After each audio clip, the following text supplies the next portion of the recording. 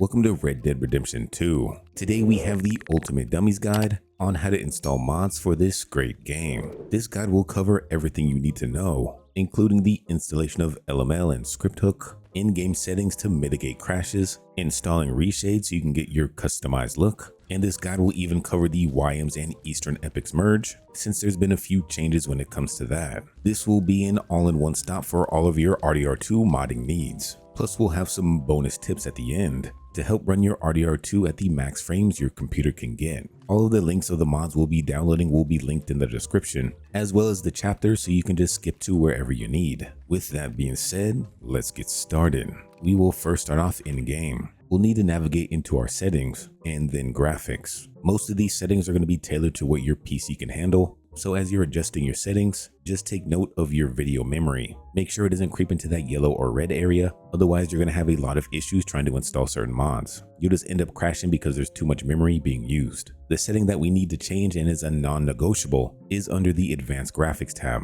You need to make sure the advanced settings is unlocked, and then under the Graphics API, this has to be Vulkan. Vulkan is the only graphics API setting that is used for RDR2 modding. So if you don't want to crash every time you boot up the game, make sure Vulkan is enabled. So that's pretty much it for the graphics tab. Everything else is optional and depends on what your PC can handle. Now from here, we'll go ahead and start adding our requirements. We'll first need to navigate to our game folder. So I'll show you how to do so on Steam as well as Epic Games. So on Epic Games, if you go over to your library, you'll need to find where RDR2 is, and then you'll just click these three little dots. Once you do that, you press manage in the new menu that pops up, and then you'll go down to installation and just click on this folder. For Steam, it's a similar process. So right click on your RDR2 game, go over to manage, and then hit browse local files. If you don't see this option for Steam, you can instead go over to properties, and then in installed files, you can just navigate over to browse. Once you press this button, a new window will pop up. This will be where all of your game files are located. And for the rest of the tutorial, this will be referred to as your game root folder. You'll know you're in the right place if you see the RDR2.exe file. Now, if you just see RDR2 and not the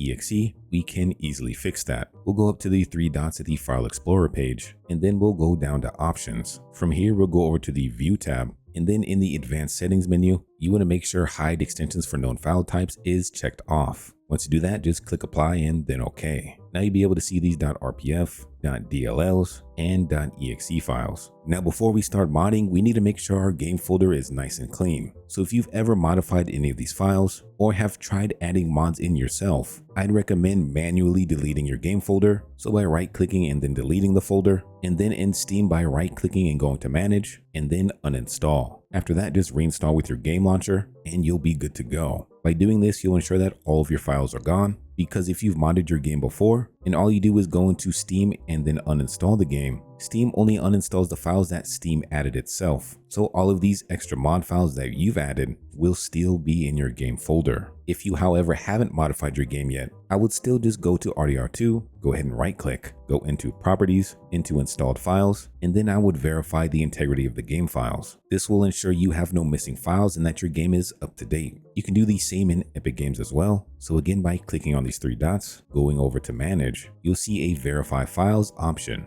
And then one last thing before you start modifying some files. The thing about RDR2 modding is that once you've added mods, you cannot go online. So if you like to play some Red Dead Online, you're either going to have to uninstall the mods first or have a backup copy of RDR2 that you can switch to. So for example, we'll say this is our online version, and then this is our version with mods. If we want to go ahead and switch to our modded version, we'll first need to rename our online version. And then if we want to switch to our modded version, we just need to make sure this says RDR2. Whichever game folder says Red Dead Redemption 2 will be the version that Steam launches. So anytime you want to switch between online and modded, you just need to switch the name. Now we'll start by installing Scripthook. So we'll first click on this blue hyperlink, and then on the ScriptHookRDR2 page, we'll go ahead and click this download link. You should see that a download has been completed, and if you're having issues viewing this page at all, I'd recommend trying different browsers. The one I'm using is Opera GX, and if you still can't seem to view the page, you might need to enable a VPN. Now if you navigate to your downloads folder, you should see a Scripthook zip file. Now this looks like a weird file type. You may not have unzipping software installed, so you'll either need to download WinRAR like I do, you can use 7-zip,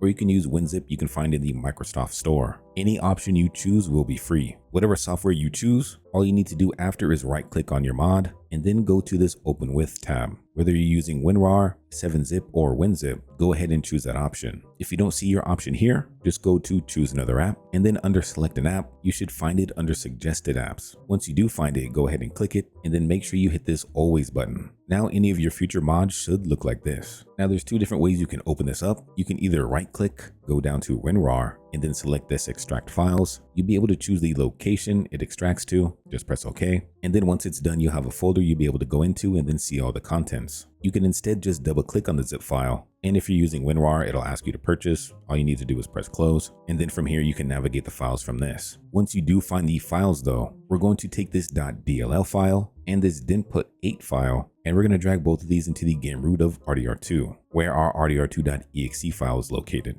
After that, you don't need these ScriptHook files anymore, so you can go ahead and delete it, and then we'll go ahead and download Lennys Mod Loader. So if we scroll down a bit, we will click on download this file, and then from here, we're going to download the latest version, LML RDR Beta 11. So we'll go ahead and click this download thing. You'll wait a few seconds, and then you should see your download complete. We will now open up this zip file. And again, if you're using WinRAR, you may see this expire notification. Your free trial period has ended. Like I've said many times before, this is a free program, just press the X. Now from these files, we're going to drag this entire mod manager folder into our game root folder. And then inside of the mod loader folder, we are going to take all of these files and do the same thing. Place these in the game root folder. So you should see a LML folder as well as a mod manager folder being added. We'll go ahead and take a look at the mod manager folder and then click on this mod manager.exe file. This will bring up Lennys Mod Loader. And the first thing we need to do is select a valid game folder. So we'll go ahead and click on these three little dots. And from here, you're going to need to navigate to where your game folder is installed. Once you do find it, just highlight the RDR2 game folder and then press select folder. After you do that, press this save icon, and then you should be greeted with welcome to Lennys Mod Loader Beta.4. Now, if you're having trouble finding this address where your RDR2 is located, again, if we go into Steam, Manage, Browse Local Files, the window that pops up is the address you can use. So by highlighting all of the text at the top, you can press Ctrl+C, which will copy the address. And then back in Lennys Mod Loader, if you click the three dots again, at the top of the address bar that pops up, all you need to do is press Ctrl+V to paste that in, and then make sure you press Enter. Once you do that, all you need to do is press Select Folder, press the Save button, and you should be good to go. If you get an error from the mod manager saying LML wasn't found, you didn't follow directions, or you didn't install the LML folder in your game root folder. Now we'll be installing Online Content Unlocker. This mod does not unlock online content. This is a mod that's a requirement for a bunch of other mods. So we'll go into the Files tab, click on this manual download, and then hit download once again. We'll go ahead and open up the file, and then we'll take this LML folder and drag it into our game root folder. So if we open up the LML folder in our game root, you should see that Online Content Unlocker now. And then if we go back into our mod manager, we'll go ahead and open up Lennys Mod Loader. And if we navigate over to this tab, you should see Online Content Unlocker in the mod manager. Now we'll be installing a new edition, ScriptHookRDR2DotNet V2. Certain mods like Red Dead Boats utilize this mod in order for it to work properly. So on this GitHub page, we'll scroll all the way down to the bottom and then click on this link. Once your download is complete, we'll go ahead and open up the file. We'll go back to our game root folder, and then we'll take all of these files and then simply just drag and drop. Next, we'll be installing a trainer, and this is by far the best trainer you can add for RDR2. So we'll go ahead and go into the files. We'll download this first link, manual download, download once again. We'll go ahead and open up Rampage Trainer. We'll dive into this first folder, and then we're going to take both the Rampage files as well as the Rampage.asi and drag it into our game root folder. Now you'll notice if we dive into the mod manager, open up Lennys Mod Loader, and then look at the mods we have installed, you will not see Rampage Trainer. Certain mods use ASI to function, and certain mods utilize LML to function. So just because you don't see in this list doesn't mean it's not installed. Now from here, we'll just launch the game to make sure everything's working. Now when you first launch the game, you'll be greeted by Rampage Trainer. It'll just be a quick tutorial to show you the controls. But if you're using mouse and keyboard, all you need to do is press F5 to open up the menu. Or if you're using a controller, you you can press R1 and X to open up the Rampage Trainer as well. At this point, you should have no issues loading up the game, so if you do have an infinite black loading screen, you've probably installed something wrong so far. But if your game is nice and smooth, we'll go ahead and install a few more mods. So now we'll be installing Map Editor, and I'll show you how to use it. So we'll go into the Files tab, go into Manual Download. We'll open up the Map Editor files, dive into this first folder, and then we'll select Map Editor and the ASI and drag it directly into our game root folder. There are a lot of mods that utilize Map Editor, so if you're really trying to customize your game, this is a must-have. We'll use this Cabin by the Lake as an example, so we'll go ahead and download these files. We'll choose this version, and then if we go ahead and open up the Cabin at the Lake mod, we'll dive into this first folder. We'll need to go into the map editor of our game root folder, into maps, and then we're simply just going to take this XML file and drag it inside. Now, once you boot the game back up, if you want to open up the map editor menu, you just need to press F9. You can use the arrow keys to navigate the menu, and then if we want to load the map we just installed, we can press enter, highlight the XML file, and then press enter again. You can press backspace to get out of the menus, and then of course you need to hit the exit to fully exit the map editor. Once you do that, you'll be transported to the map you selected. So now we're in that nice cabin by the lake, and wow, this actually looks really nice. You got a boatload of cash, you have a usable interior, nice little fireplace. This is actually pretty cool. First time I checked out this mod. And if you look outside,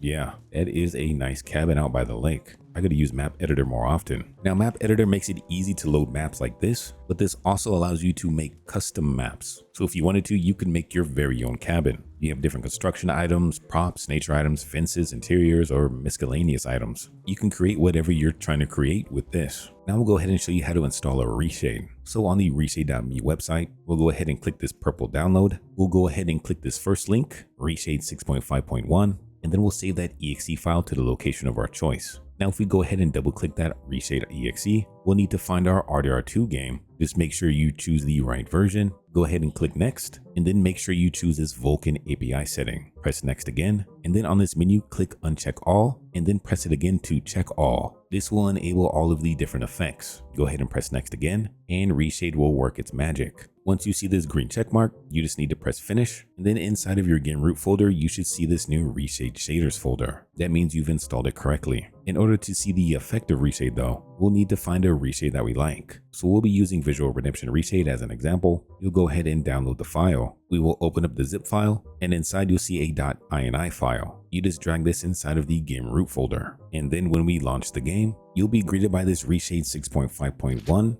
menu that's at the top of the screen. In order to open this, you'll need to hit the home button. But you'll notice when you do that, the Rockstar menu will pop up as well. I'll show you how to fix this in a second. So first we'll just press escape to escape this menu. And this time when you press home, just hold the home button for a few seconds and then release. This will stop the Rockstar menu from popping up. From here, we'll press this continue button. We'll press continue again. And in this drop down menu, we're gonna find that Visual Redemption.ini file we just installed. Go ahead and select it and then press select. From here, we're gonna go down to the bottom, press continue, and then press finish. After that, we'll make our way back up to the top, go into settings, and then here we can change the overlay key. So if you want to change it to a different button other than the home button, you can do so here. Also, you can select a toggle effect key, so you can turn the Reshade on and off at will in game. Once you've customized everything, you can press escape to exit the menu, and then in game you can toggle on and off the Reshade with whatever toggle key that you have set up. Also, if you wanted to, you can actually have multiple Reshades installed at once. So at any time, you'd be able to switch between the Reshade files at will, just in case you want to test out different styles. Now, this next part is definitely optional, but we'll be showing you how to install the Whyem's DLC and Eastern Epics merge. This is a merge of 3 fantastic mods, allowing you to get a whole bunch of different accessories to customize your character, your horse, and even your weapons. Plus, you'll get access to a whole bunch of different accessories that you wouldn't normally have in the game,